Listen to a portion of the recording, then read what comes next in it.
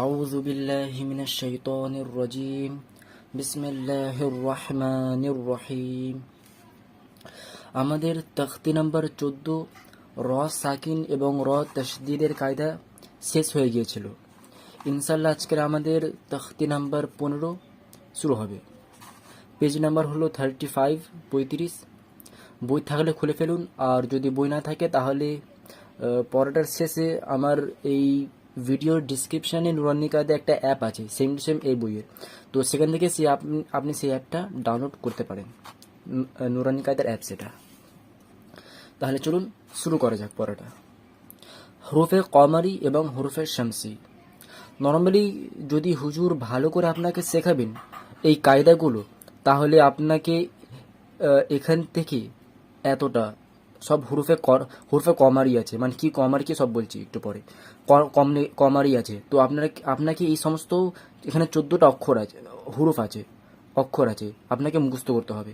তারপরে এখান থেকে এতটা পড়ার জন্য আপনাকে এখানে আবার 14টা অক্ষর আছে মুখস্থ করতে হবে। তো এই 14টা আলাদা মুখস্থ করতে হবে, এই 14টা আলাদা অক্ষর মুখস্থ করতে হবে, তো অনেক মাথায় চাপ পড়ে যাবে। তো আমি কি করি, আমি এসব মুখস্থ করাই না।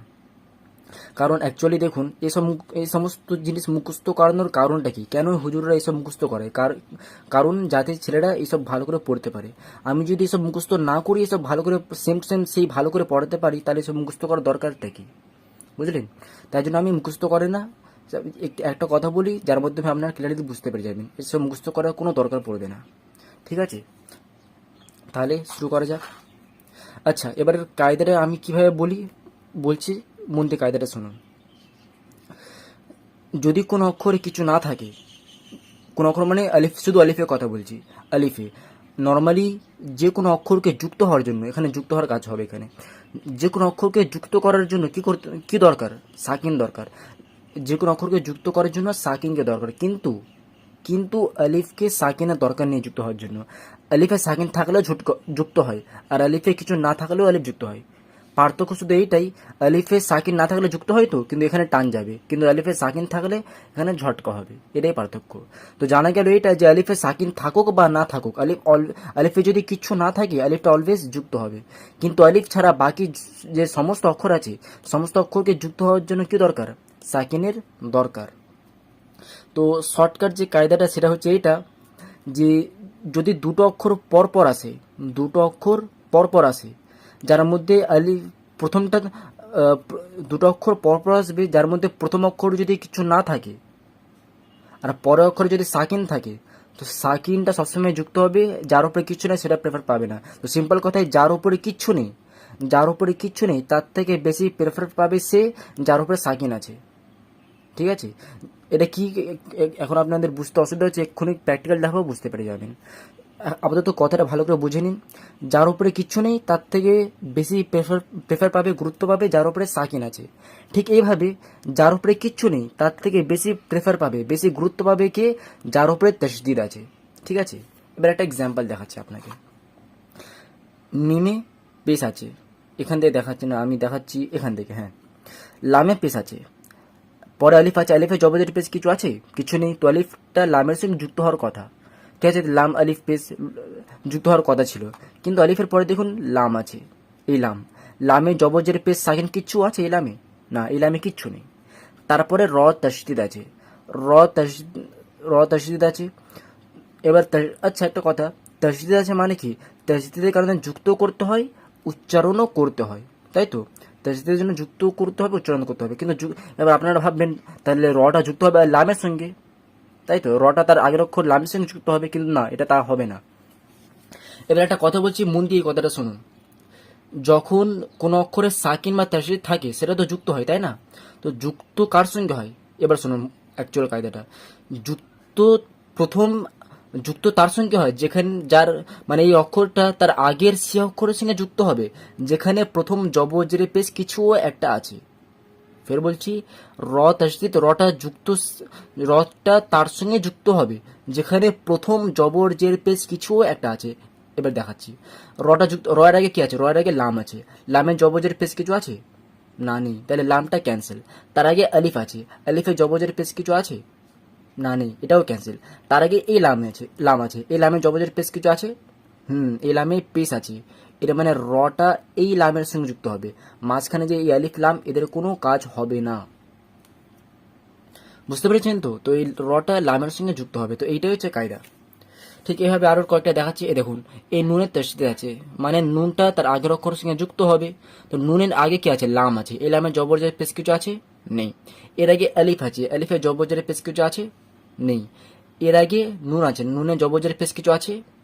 নুনে জবর আছে, এর মানে এই নুনটা এই নুনের সঙ্গে যুক্ত হবে, মাঝখানে এই আলিফ আর লামের কাজ হবে না। হলো? তো এখানে এবার দেখুন, আলিফটা যুক্ত হচ্ছে না নুনের সঙ্গে, নুনের সঙ্গে আলিফটা যুক্ত হচ্ছে না, এই নুনটা যুক্ত হচ্ছে। কেন? কারণ আলিফে কিচ্ছু নেই, এই নুনে তসদিদ আছে। ঠিক আছে? তো এটাই হচ্ছে কায়দা। এক্ষুনি পড়ে দেখাবো, এখানেও একটু দেখিয়ে দিই। এই লামে সাকিন আছে, তো এই লামে আগে আগে আলিফ আছে, আলিফে জবজের পেশ কিছু আছে? না, নেই। তাহলে আলিফটাও ক্যান্সেল। আলিফের আগে আরেকটা আলিফ আছে, এটাও আলিফ। এই আলিফে জবজের পেশ কিছু আছে? না, নেই। এটাও ক্যান্সেল। এর আগে মিম আছে, এই মিমে জবজের পেশ কিছু আছে? মিমে জবর আছে, এর মানে এই লামটা এই মিমের সঙ্গে যুক্ত হবে, তারপরে এই আলিফ আর দুটো আলিফের কোনো কাজ হবে না। ঠিক আছে? তো মিম লাম যাবার মাল ডাইরেক্ট পড়বো, এমনি নয় যে মিম আলিফ যার মা টান দেবো না, এমনি করবো না। ঠিক আছে? যার উপরে কিচ্ছু নেই তার থেকে বেশি প্রেফার পাবে সেটা যার উপরে সাকিন বা তাসদিদ কিছু একটা আছে। ব্যাস এইটুকুনি বুঝতে পারলেই এইসব মুখস্থ করার কোনো দরকার নেই। এবার পড়ে দেখি। তো ওয়াও জবর ওয়া আছে, আলিফে কিছু নেই, আলিফটা এক্ষুনি যুক্ত হতো, ওয়াও আলিফ জবর ওয়া যুক্ত তো হতো, কিন্তু দেখুন তারপরে লাম আছে, লামে কি আছে? সাকিন। তো লামটা যুক্ত হবে আগের অক্ষরের সঙ্গে, তো লামের আগে আলিফ আছে, আলিফে জবরের পেশ কিছু আছে? নেই। তার আগে ওয়াওয়ে আছে, ওয়াওয়ে জবর আছে, এর মানে এই লামটা ওয়াওয়ের সঙ্গে যুক্ত হবে। ওয়াও লাম জবর ওয়াল, এই আলিফটাকে পড়বো না আমরা। ঠিক আছে? আলিফটাকে আমরা পড়বো না। ওয়াও লাম জবর ওয়াল, কফ জবর ক, মিম জবর মা, র জের রি, কমারি, ওয়াল কমারি, ওয়াল কমারি। বুঝতে পেরেছেন? তারপরে দেখুন, ওয়াও সেম, এটাও সেম কেস আছে, ওয়াও আলিফ জবর ওয়া ছিল, কিন্তু ওয়াও আলিফ জবর ওয়া পড়বো না, কারণ তারপরে লামে সাকিন আছে। লামটা তাহলে লামের আগে আলিফ আছে, এই আলিফে জবজের পেশ কিছু আছে? নেই, ক্যান্সেল। এর আগে ওয়াও আছে, ওয়াও জবজের পেশ কিছু আছে? হ্যাঁ। তো এই লামটা ওয়াওয়ের সঙ্গে যুক্ত হবে। ওয়াও লাম জবর ওয়াল, ইয়া জবর ইয়া, ওয়াল ইয়া, তা খর জবর তা, ওয়াল ইয়াতা, মিম খর জবর মা, ওয়াল ইয়াতামা। হলো?